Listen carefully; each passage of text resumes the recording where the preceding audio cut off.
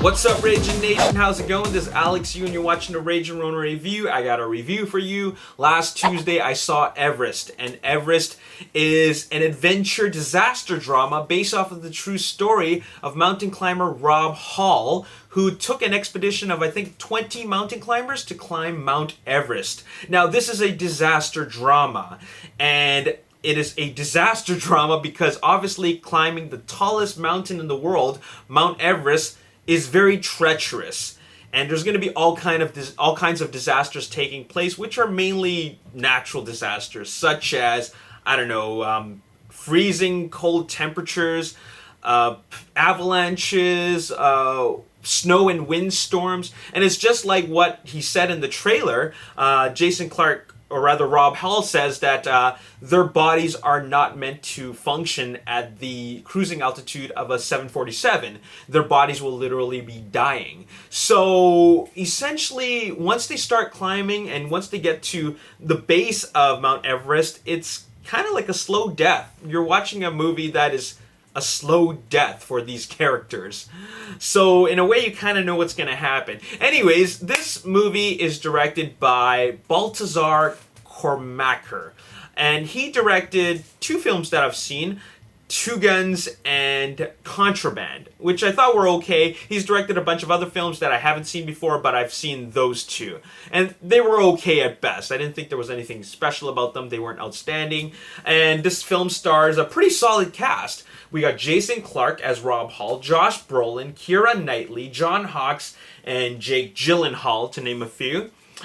And I gotta tell you that once I saw the trailer, I was really, really looking forward to this film, especially in IMAX 3D. I mean, I was looking forward to a very immersive experience, which brought me onto the mountains of Mount Everest. So that is something I was looking forward to, but as the film progressed, I felt that that experience was kind of being taken away from me. As a matter of fact, I felt kind of robbed of what could have been the greatest cinematic mountain climbing experience of a film. I felt that the direction for this film was imbalanced. You have these great moments of cinematography for all these mountain landscape, which was breathtaking. It was great.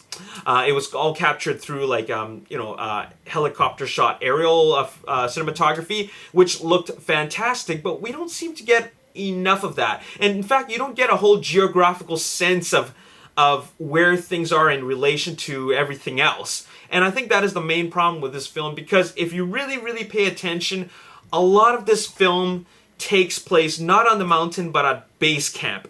It takes place at base camp, and if the scene does take place on Mount Everest itself, it's shot through close-ups. And what I mean by close-ups is that you see a lot of this. Okay, let's say I'm Rob Hall, and let's say this is Beck Weathers, played by Josh Brolin. I'm helping him up the mountain, and I say like, okay, we're gonna make it. You gotta make it, man. We gotta fight through this, okay? You get a lot of scenes like this, and notice the framing of this shot right here. You get a lot of these close-ups where there's one person here and another person here. There's a snowstorm going on, and we're just we're trying to act out this very stressful scene, and you don't see really what's going on beyond the frame, and that is the rest of the mountain. Like I said, there's a poor sense of geography for this film. You really don't know where these characters are in relation to these characters. For example, if there's a character that's trying to rescue these other guys that are up there, all you see is these close-ups of this character, and you don't see what's around him, and then they're trying to get up to that character, and then he says, okay, I'm gonna get up to you. They're talking through walkie-talkies, and then in the next scene, he's already there. Okay?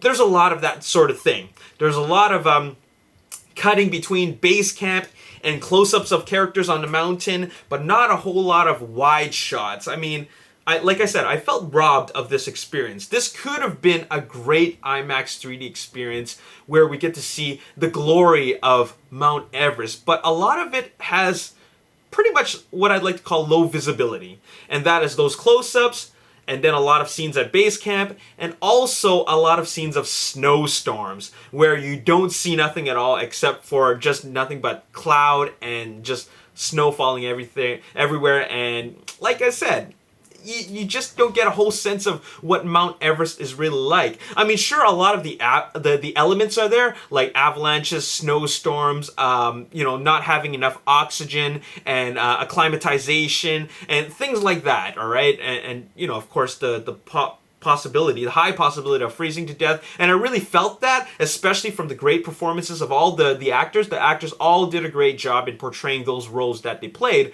But a lot of what made this film not work for me was the direction.